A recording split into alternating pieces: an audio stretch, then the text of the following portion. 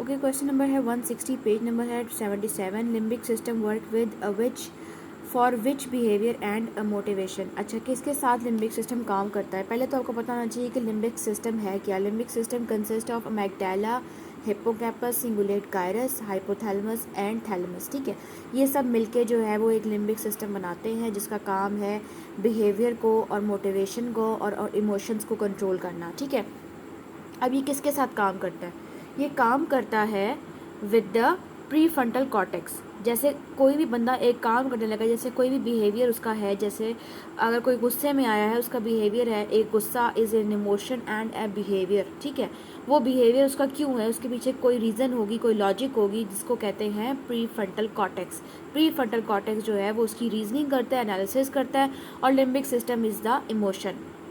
ठीक है, तो इसका आंसर है डी, प्रीफ्रंटल कॉर्टेक्स। इसमें ये भी कह सकते हैं कि अगर कॉन्फ्लिक्ट भी करता है, इसका एमसीक्यू ऐसे भी आ सकता है कि कौन सा पार्ट जो कॉन्फ्लिक्ट भी करता है, क्योंकि आपका कोई इमोशन ऐसा भी हो सकता है जिस पे आप एग्री ना करो, जिस पे आपका माइंड एग्री ना कर रहा हो कि ये सही बिहेवियर है, तो कॉन्फ्लिक्ट भी करता है और उसकी रीजनिंग भी करता है। तो वो कौन सा पार्ट है? वो है prefrontal cortex. Okay, question number है 161।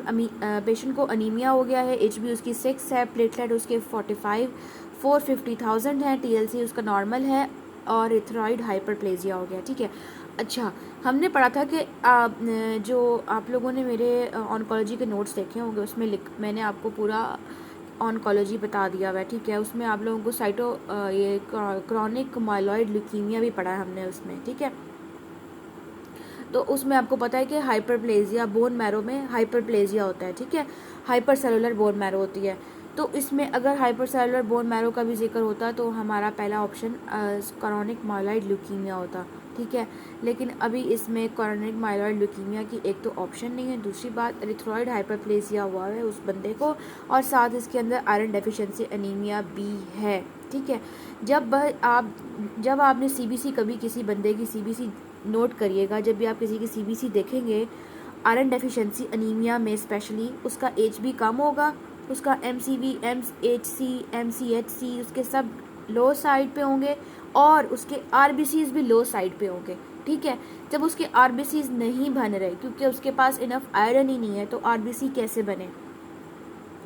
तो उसके पास इनफ आयरन नहीं है, उसकी HB नहीं बन रही, उसका रेड ब्लड सेल्स नहीं बन रहे, तो एरिथ्रॉइड हाइपरप्लेजिया होगा कि उसके RBCs ताकि बन सकें और उसका ब्लड लेवल्स को वो मेंटेन कर सके, जो कि उसको ऑक्सीजन के लिए चाहिए होंगे। ठीक है, आई होप ये आपको आयरन डेफिशिएंसी एनीमिया समझ आ गया होगा। ओके, उसके बाद आता है 162, अ पेशेंट हैविंग द उसकी एंटी कोर वायरस रिएक्टिव है, उसका IgM नेगेटिव है, और HBsAg जो है वो नेगेटिव है। ठीक है, अच्छा, अब इधर बंदा अगर आ गया है, उसका जहाँ पे भी कोर प्रोटीन आ जाएगी ना, कोर प्रोटीन आ गई है, इसका मतलब है कि बंदे को रिएक्शन हुआ है, बंदे को बॉडी में इन्फेक्शन हुआ है। ठीक है, C का मतलब है, कोर प्रोटीन का मतलब है कि उसको इन्फेक्शन हुआ है। आगे जो आपको इन्फॉर्मेशन मिलेगी वो इस बारे में मिलेगी कि भाई अब चल रहा है या ख़त्म हो गया या डॉर्मेंट हो गया, कुछ इस तरह आपको इन्फॉर्मेशन मिलेगी। ठीक है, अब IgM का मतलब है कि भाई एक्टिव तो है ही नहीं ना, एक्टिव ख़त्म हो गया, IgM का मतलब एक्टिव नहीं है, और HBsG जो सरफेस प्रोटीन है वो भी नहीं है, इसका मतलब है कि वायरस इस टाइम बॉडी में नहीं है और बंदे को पहले पास्ट एक्सपोजर उसका हुआ था, और बाकी जो प्रॉपर पूरी डिटेल्स हैं वो आपको पता है PCR से पता चलती हैं। ठीक है, PCR और लाइजा से पता चलती हैं। उसके बाद बंदा बता रहा है कि भाई एक 25 ईयर्स ओल्ड फीमेल है, उसको डिस्निया हो गया है, उसके बाद पैल्पिटेशंस हो गई हैं, उसके बाद पल्स रेट उसका जो है वो 80 है, पल्स रेट उसका ठीक है, ब्लड प्रेशर उसका थोड़ा सा हायर साइड पे है, ग्रेड 2 सिस्टोलिक मर्मर हो गया है उसको, ECG नॉर्मल, एक्सरे नॉर्मल। क्या मसला है? अच्छा, एयोटिक स्टीनोसिस है, एट्रियल सेप्टल डिफेक्ट है, कॉन्ट्रैक्शन ऑफ एयोटा है, नॉर्मल हार्ट है, या पल्मोनरी स्टीनोसिस है? अच्छा,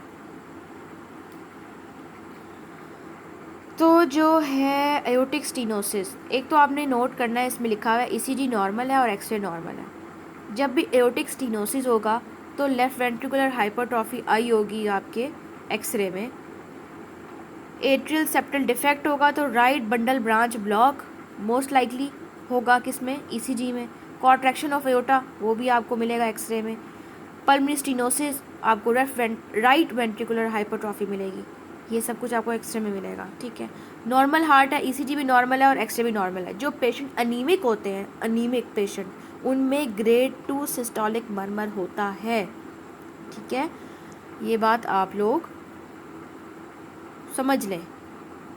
जैसे हाई वॉल्यूम कह सकते हैं ना, हाई वॉल्यूम मर्मर जिसमें होता है वो अनीमिक में होता है। ये बॉडी कंपनसेट करने की कोशिश कर रही होती है उसको, उसका अनीमिया, तो वो मर्मर की साउंड प्रोड्यूस होती है। एज सच वो मर्मर नहीं होता, मर्मर की साउंड प्रोड्यूस होती है।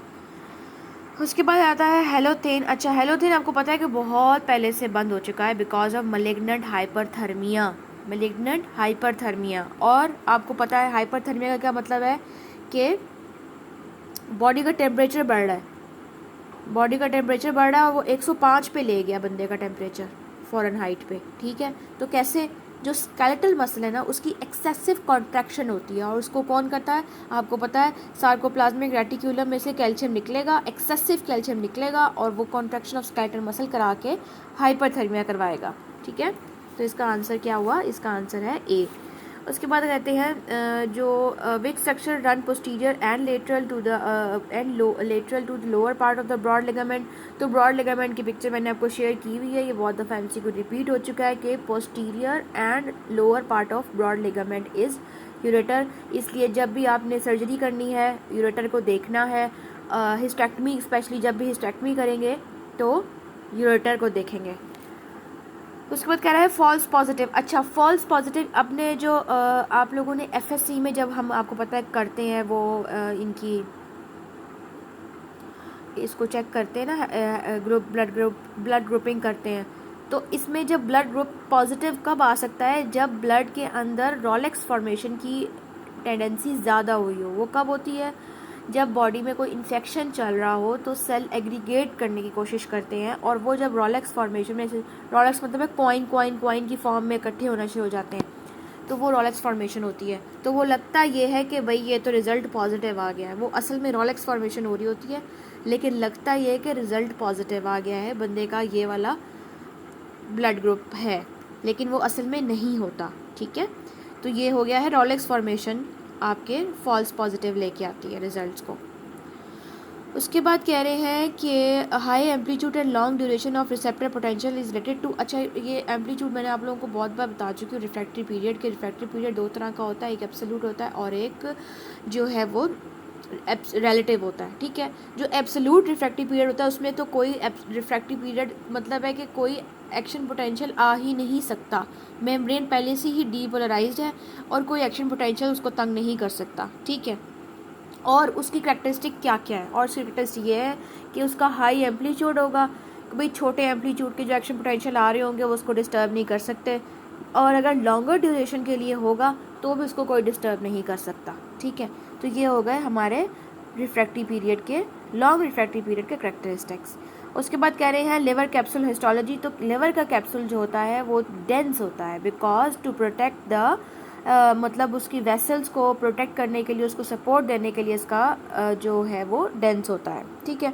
उसके बाद कह रहे हैं कि 169 में a person has chronic alcoholic haematemesis हो गई है, उसको नियोप्लाज्म है उस ऑर्गन का जिस ऑर्गन में से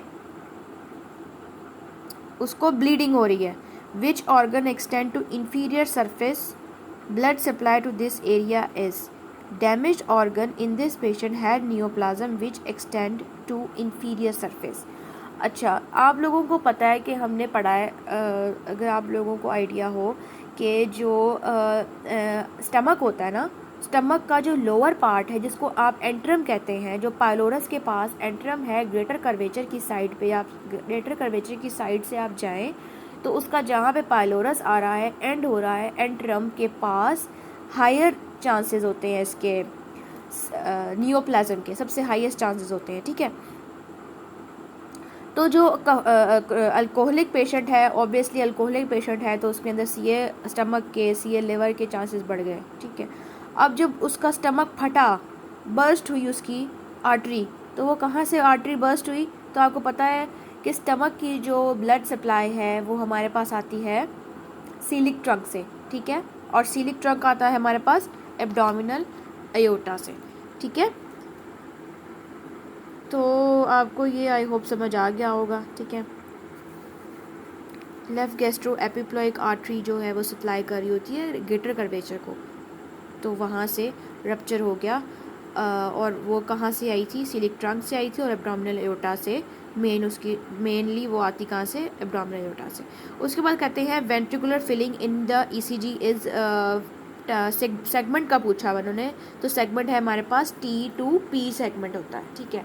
अच्छा, सबसे पहले ना ये आप लोग, मैंने ईसीजी बनाई हुई है छोटी सी, अगर आप लोगों को नज़र आके देख लियो, समझ आ जाए तो देखें। सबसे पहले हमारे पास आपको पता है कि P आता है, तो उससे पहले P आता है, उसके बाद Q आता है, फिर RS होते हैं और PQRS होता है, उसके बाद हमारे पास T होता है। P हमारे पास एट्रियल डीपोलराइजेशन को शो करता है, उसके बाद QRS हमारे पास वेंट्रिकुलर डीपोलराइजेशन को शो करता है और हमारे पास T वेव शो करती है वेंट्रिकुलर रीपोलराइजेशन, ठीक है। और ये जो मैं आपको बातें बता रही हूँ ना, इन सब बातों में से MCQs हैं, SK पिंक में और दूसरी SKs में भी। अब आपने सुनने हैं सही से। जो PR इंटरवल है उसके बारे में आपसे पूछेंगे कि PR इंटरवल में क्या हो रहा है, ठीक है, और PR सेगमेंट पूछेंगे आपसे कि PR सेगमेंट में क्या हो रहा है। अच्छा, अब जो PR सेगमेंट है ना, अच्छा PR इंटरवल क्या है? PR interval is AV nodal delay. AV nodal delay is represented by PR interval. और PR सेगमेंट क्या है? PR सेगमेंट होता है P के बाद और R से पहले, ये PR सेगमेंट होता है और इसमें जो है वो एट्रियल रीपोलराइजेशन हो रही होती है, ठीक है, जो कि शो नहीं होती, लेकिन इस गैप में एट्रिया की डीपोलराइजेशन के बाद रीपोलराइजेशन हो जाएगी। और इसमें ये भी कह सकते हैं कि अगर सेगमेंट है तो सेगमेंट में पहले उसकी डीपोलराइजेशन हुई और उसके बाद उसकी कॉन्ट्रैक्शन हुई, ठीक है। अभी जब भी ईसीजी में कोई चीज़ आती है उसके बाद पहले वो उसके अंदर इलेक्ट्रिकल चेंजेस आती हैं और उसके बाद वो एक्शन होता है, ठीक है।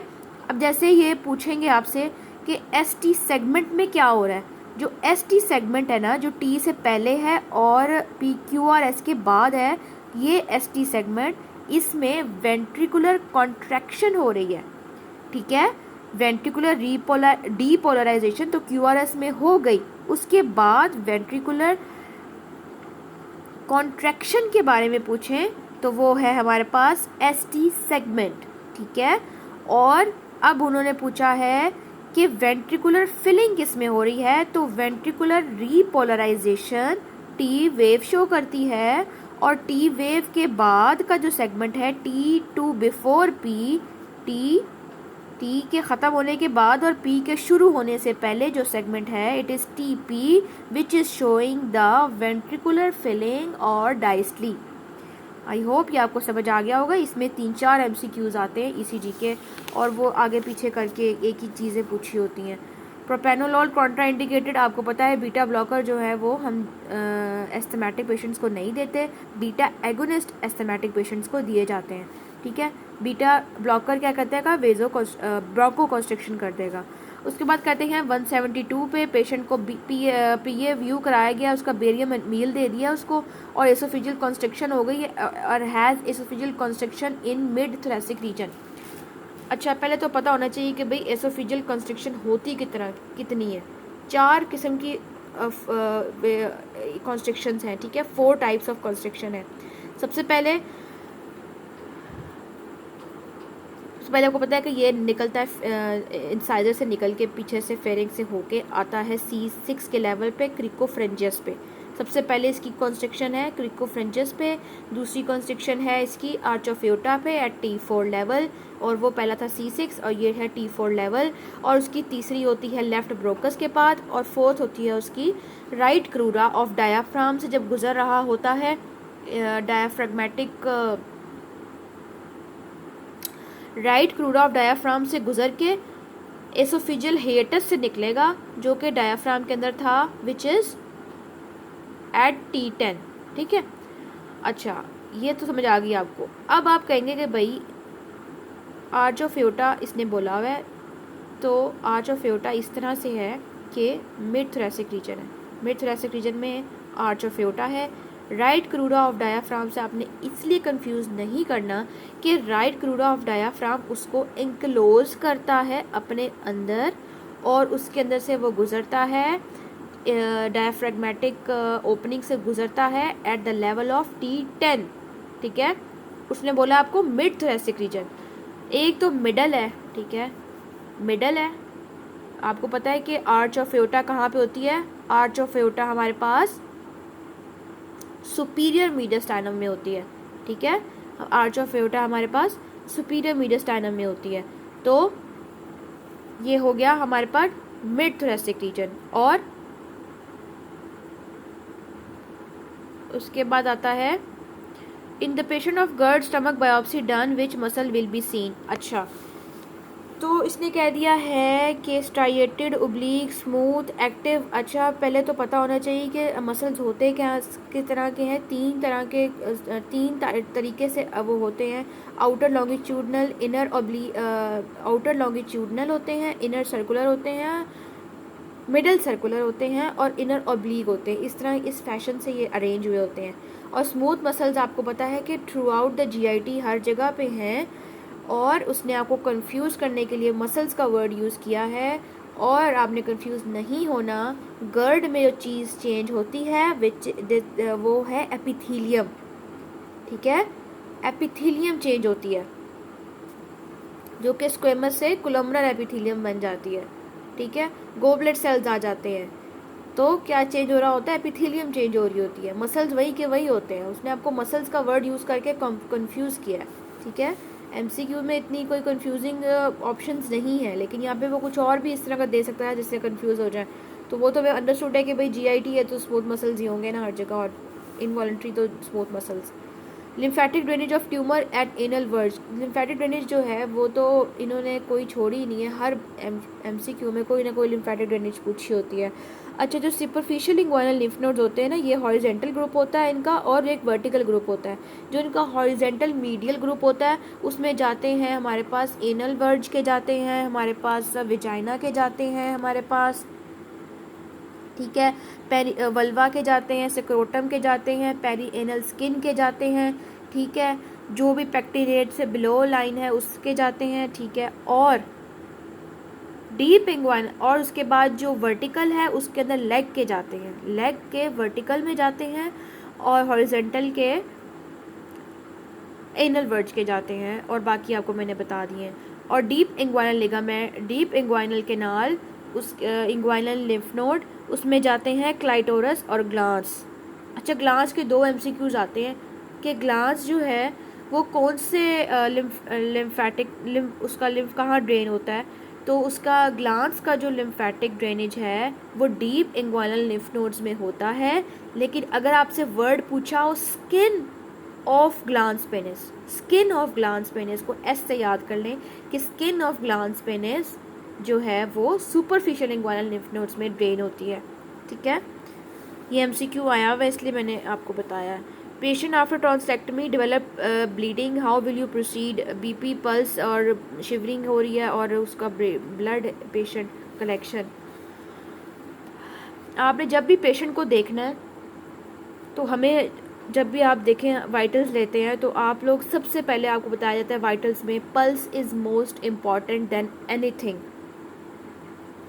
बंदे को, अगर बंदा अभी शॉक में जाने वाला है, उसको थोड़ी सी कोई शॉक की सिम्टम्स आने भी वाली हैं फ्यूचर में, सबसे पहले उसका हार्ट रेट बढ़ेगा, उसके बाद उसका BP कम होगा, उसके बाद उसको बाकी सिम्टम्स आना शुरू होंगी, कोल्ड एक्सट्रीमिटीज़, ये सारा कुछ उसको बाद में होगा।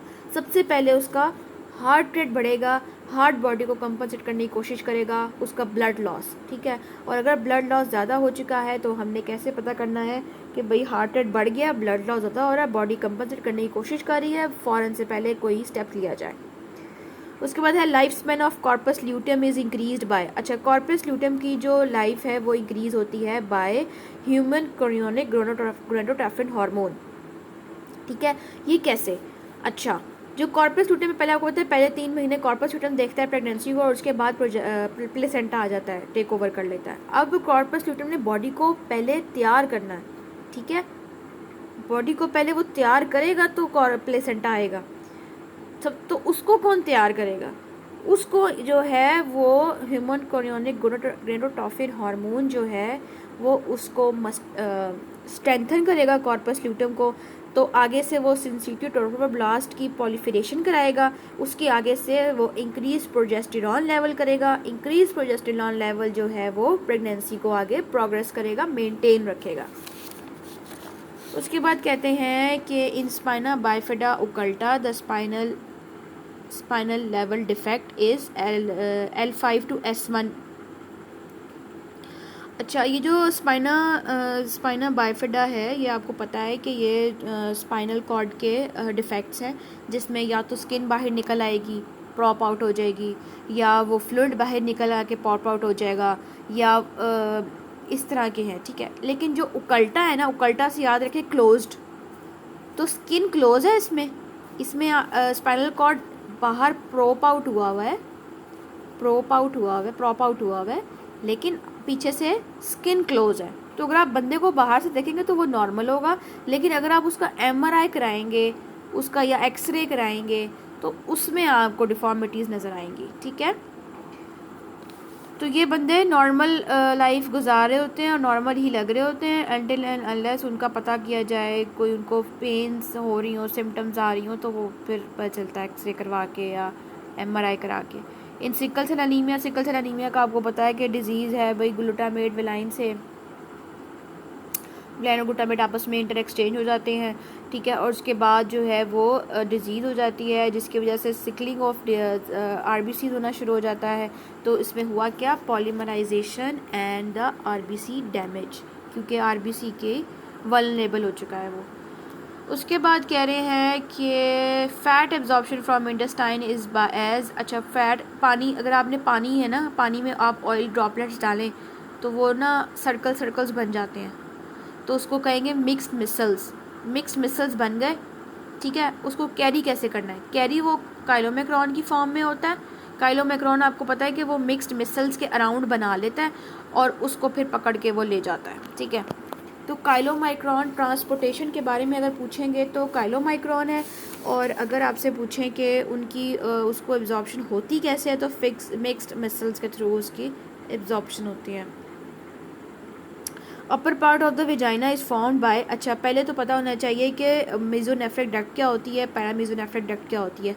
ये सारे एम्ब्रियोनिक डेरिवेटिव्स हैं, ठीक है। मेसोनेफ्रिक डक्ट जो है वो वुल्फियन डक्ट भी कहते हैं और इससे मेल डेरिवेटिव्स बनते हैं, और पैरामेसोनेफ्रिक डक्ट जो है वो इससे फीमेल के बनते हैं और इसको मुलेरियन डक्ट भी कहते हैं, ठीक है, और इससे फीमेल्स के बनते हैं पार्ट्स। उसका जो अपर पार्ट होता है वो बनाता है यूट्रस बनाता है, फिलोपियन ट्यूब्स और इस तरह की चीज़ें बनाता है। जो लोअर पार्ट है वो विजाइना का अपर पार्ट बनाता है, ठीक है।